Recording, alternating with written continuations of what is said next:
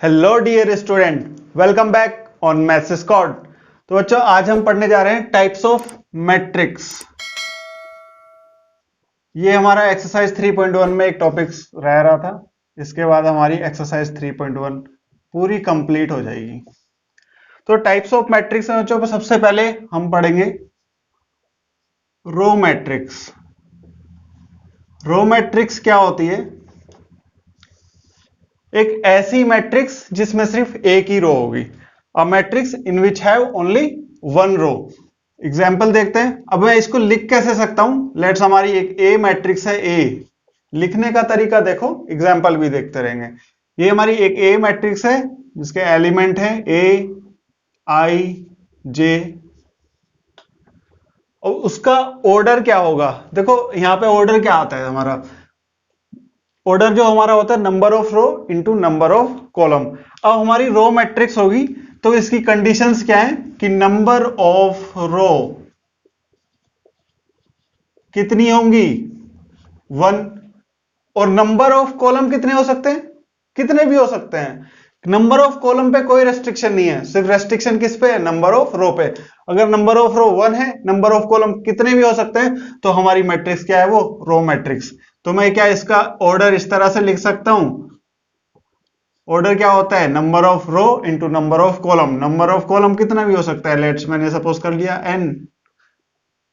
समझ आया? अब इसका एग्जांपल देखते हैं ये क्या कर दिया। तो रो मैट्रिक्स क्या होगी? लेट्स, हमारी कोई ये मैट्रिक्स है, ये 1 2 4 -6 0। इसमें नंबर ऑफ रो कितने हैं? 1। और इसमें नंबर ऑफ कॉलम कितने हैं? 1 2 3 4 5 5। तो ये क्या होगी? हमारी एक रो मैट्रिक्स हो गई। ठीक है। तो सेकंड मैट्रिक्स आती है हमारी कॉलम मैट्रिक्स। Column matrix. अब रो मैट्रिक्स पढ़ ली तो इससे ही पता चल जा रहा होगा कि कॉलम मैट्रिक्स में क्या होने वाला है। क्या होने वाला है? नंबर ऑफ कॉलम कितने होंगे? नंबर ऑफ कॉलम कितने होंगे? 1। और नंबर ऑफ कितनी हो सकती हैं? कितनी भी हो सकती हैं। ठीक है। तो इसको लिखने का तरीका, एक हमारी एक ए मैट्रिक्स है, ए आई जे। ऑर्डर क्या लिखेंगे? ऑर्डर लिखेंगे नंबर ऑफ रो कितनी भी हो सकती हैं, m लिख दिया मैंने, m into number of column कितने होंगे? नंबर ऑफ कॉलम सिर्फ 1 हो सकता है। ठीक है।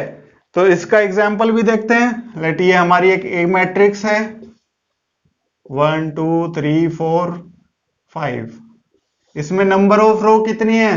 1 2 3 4 5 5। और नंबर ऑफ कॉलम कितने हैं? 1। तो इसका ऑर्डर कितना हो जाएगा? कल पढ़ाया था ऑर्डर, तो सबसे अच्छे समझ आ गया होगा ना। ऑर्डर कितना हो जाएगा इसका? 5 इंटू 1 हो जाएगा। ठीक है। तो ये हो गई हमारी row matrix, column matrix. Next है बच्चों हमारी हॉरिजॉन्टल मैट्रिक्स क्या होती है, वर्टिकल मैट्रिक्स क्या होती है।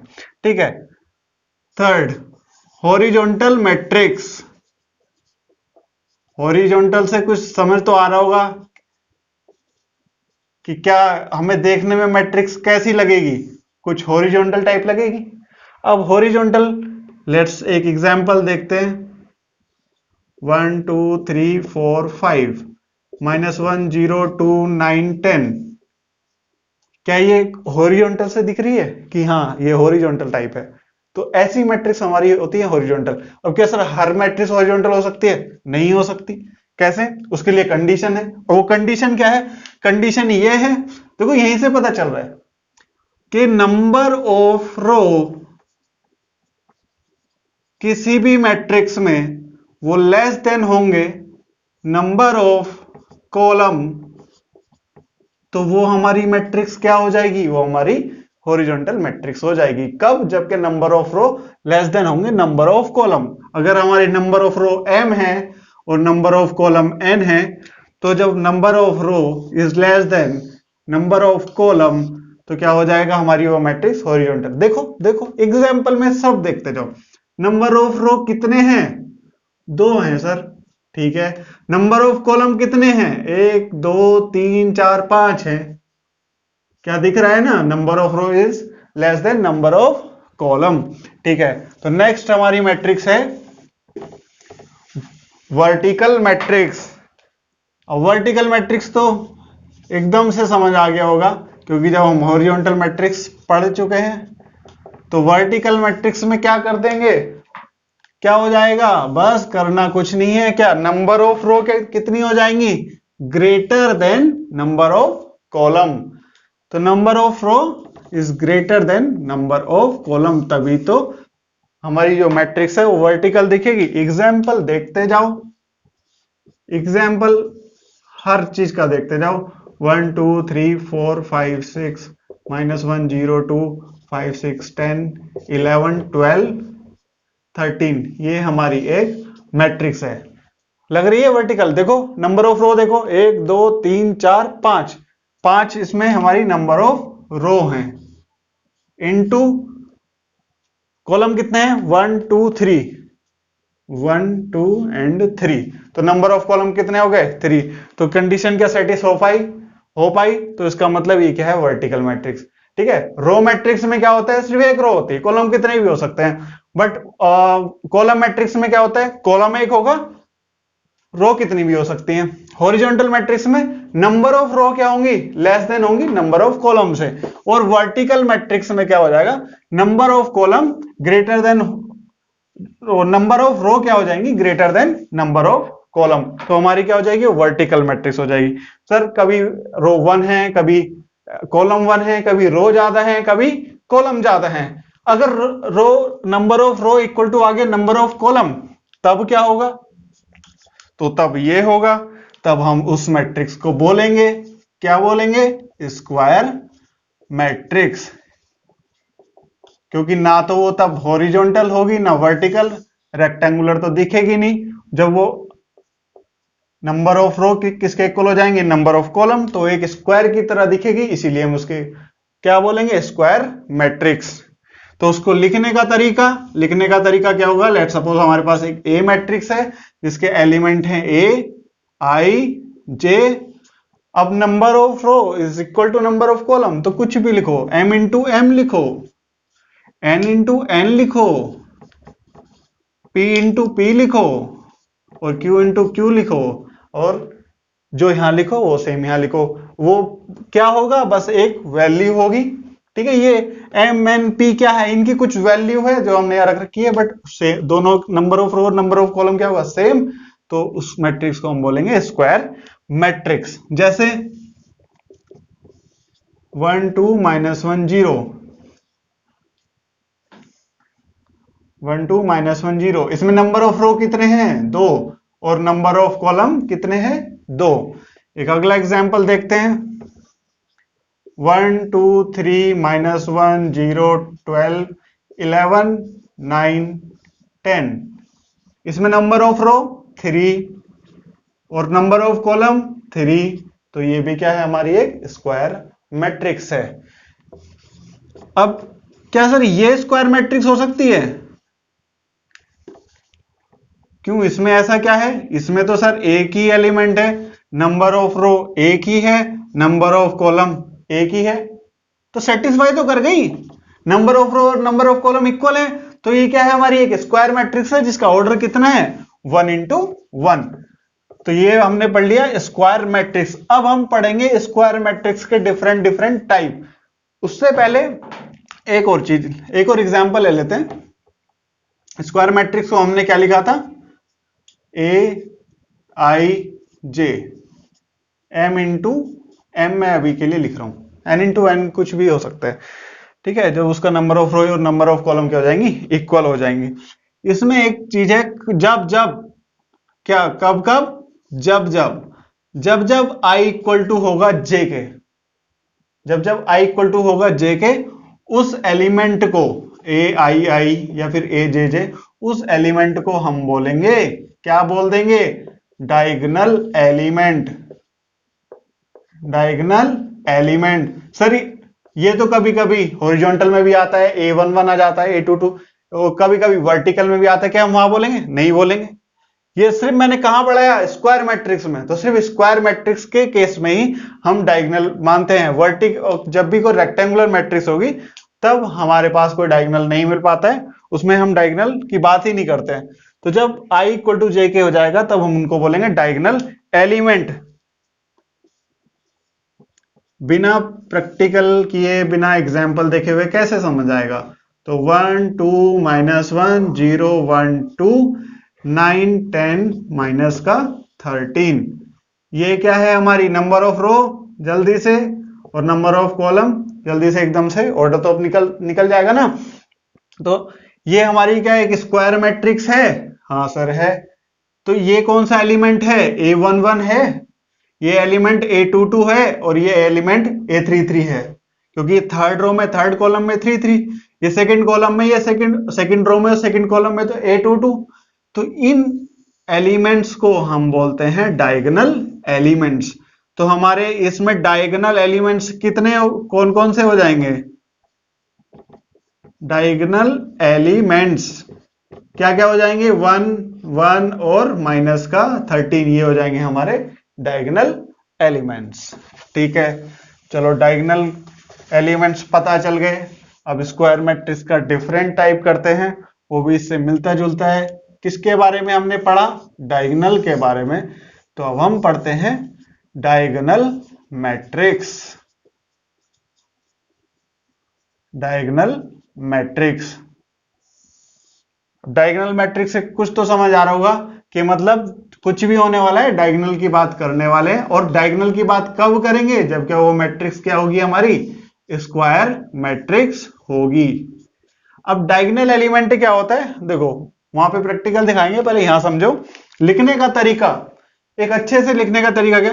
कोई भी एक हमारी मैट्रिक्स है A, अब ये तो बहुत एकदम से लिखना आ गया होगा, AIJ, ये क्या है? एलिमेंट है। ठीक है, जिसका ऑर्डर है क्या होगा? m इंटू एन, नहीं m इंटू एम या फिर n इंटू एन। क्यों? क्योंकि ये स्क्वायर मैट्रिक्स है। ठीक है, तब अब इसके लिए कंडीशन क्या है? जब जब, कब कब? जब जब i इक्वल टू होगा j के, i इक्वल टू होगा j के, तो उस वहां पे जो एलिमेंट है i मान लो और j मान लो, क्योंकि i और j इक्वल है, वहां पे कोई भी रियल नंबर हो सकता है। और जब जब i is not equal to j, जब जहां जहां पे i और j के इक्वल नहीं होगा, वहां पे सारे के सारे एलिमेंट क्या हो जाएंगे? क्या है बड़ा सा? जीरो। कैसे, क्या बोल दिया? ये कुछ समझ नहीं आया? तो देखो ये क्या है यहाँ पे, ये क्या है? First row first column. यहां पे अगर मैं फिल करूं तो ये i इक्वल टू j हो रहा है, तो 1 2 ये 3, ये हमारे क्या होगा? Diagonal element. और डायगोनल एलिमेंट के अलावा सारे के सारे एलिमेंट्स और वैल्यूज क्या हो जाएंगी? जीरो। इस मैट्रिक्स का ऑर्डर कितना है? 3 इंटू 3। कुछ समझ आया? जब जब i equal to j, A11 A22 A33, तो वहां पे हमारी कोई भी रियल वैल्यू हो सकती है। क्या सर माइनस में हो सकती है? मैंने क्या बोला? रियल वैल्यू हो सकती है, √2 √3 सब कुछ हो सकती है, पर होगी रियल वैल्यू। ठीक है, और यहां, और जब जब i is not equal to j, A12 12 i और 1 और 2 इक्वल नहीं है, तब तब क्या हो जाएगा? सारे के सारे एलिमेंट होंगे जीरो। उस मैट्रिक्स को हम बोलेंगे डायगोनल मैट्रिक्स। ठीक है, ये समझ आया ये केस?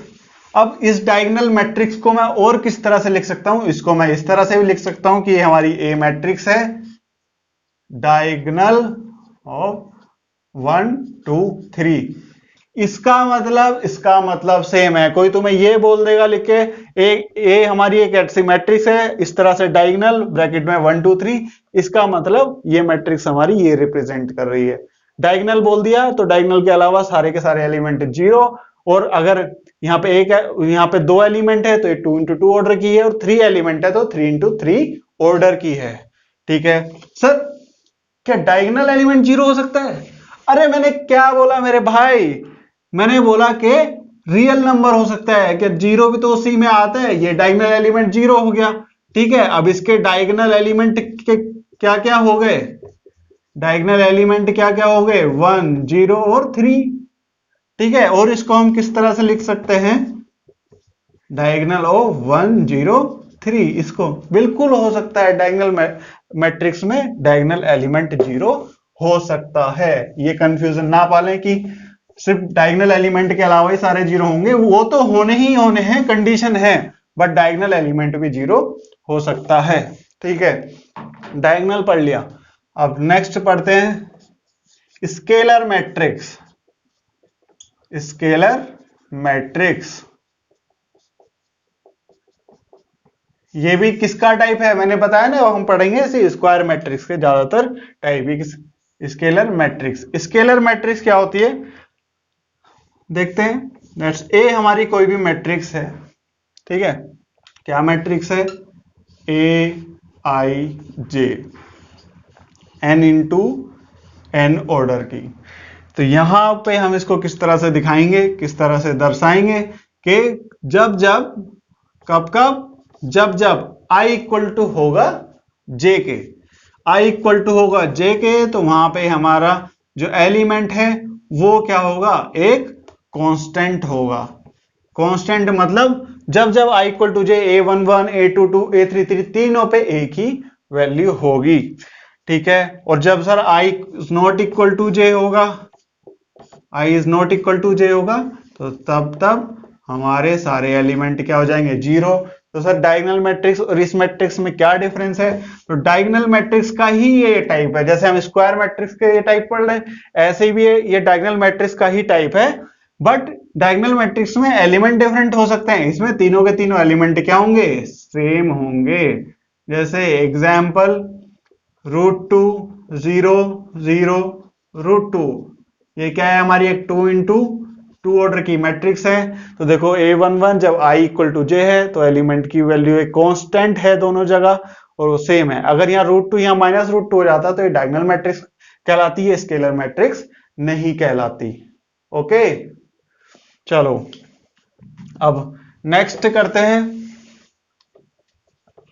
नेक्स्ट हमारा आ जाएगा आइडेंटिटी मैट्रिक्स। आइडेंटिटी मैट्रिक्स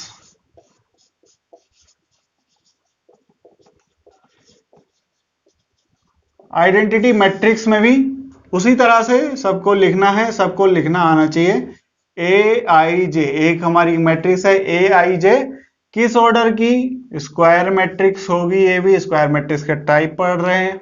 ठीक है, तो इसमें कंडीशन क्या होगी, जब जब i इक्वल टू क्या होगा, j होगा, तब क्या होगा, तब हमारा जो एलिमेंट है उसकी वैल्यू कितनी होगी, 1 होगी। और जब जब i is not equal to क्या होगा, j होगा, तब हमारे जो एलिमेंट है उसकी वैल्यू क्या हो जाएगी, 0 हो जाएगी। उसको हम बोलते हैं आइडेंटिटी मैट्रिक्स। जैसे ये 2 ऑर्डर की मैट्रिक्स है, ये क्या है हमारी एक आइडेंटिटी मैट्रिक्स है। और एक और चीज, हम आइडेंटिटी मैट्रिक्स को किससे दिखाते हैं, आई से दिखाते हैं, आई आइडेंटिटी मैट्रिक्स। ठीक है, और लेट सपोज एक और एग्जांपल ले लेते हैं, 1 0 0 0 1 0 0 0 1। ये क्या हो गई, एक हमारी 3 इंटू 3 ऑर्डर की क्या हो गई, मैट्रिक्स हो गई। ठीक है सर,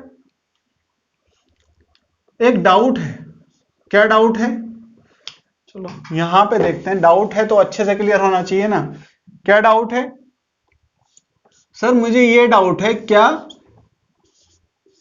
ये डायगोनल मैट्रिक्स होगी या आइडेंटिटी मैट्रिक्स होगी ये,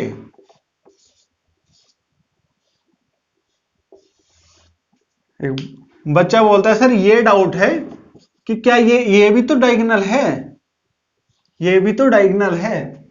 भैया मैट्रिक्स पढ़ रहे हो जो, ठीक है, मैट्रिक्स की कंडीशन ही मैंने बता दी, तुम तो पहले ही ब्लंडर कर गए। जब जब मैंने बोला i इक्वल टू जे तभी तो होगा वो डायगोनल, जब जब i is not equal to J वो डायगोनल एलिमेंट होगा ही नहीं।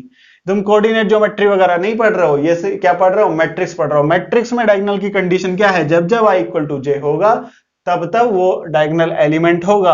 अभी ये तो i इक्वल टू जे है ही नहीं, ये क्या है 1 3, ये चलो 2 2 है, ये क्या है 3 1 है, ये तो डायगोनल एलिमेंट हुआ ही नहीं, तो नहीं, ये आइडेंटिटी मैट्रिक्स नहीं हो सकती, ना ही ये डायगोनल एलिमेंट कहला सकते हैं, ना ही हम इसको डायगोनल मैट्रिक्स बोल सकते हैं। हमारी एक जनरल मैट्रिक्स हो सकती है इस तरह से।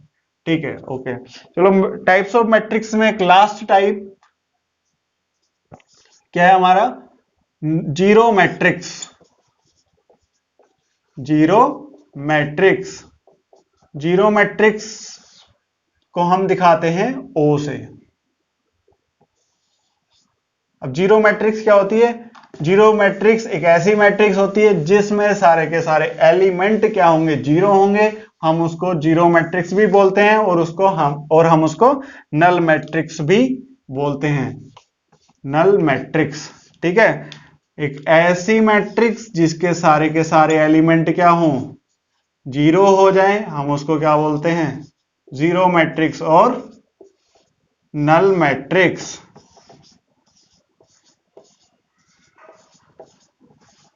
ठीक है, तो ये थे हमारे टाइप्स ऑफ मैट्रिक्स।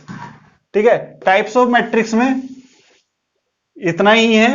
अब हम नेक्स्ट पढ़ेंगे, नेक्स्ट लेक्चर में मिलते हैं।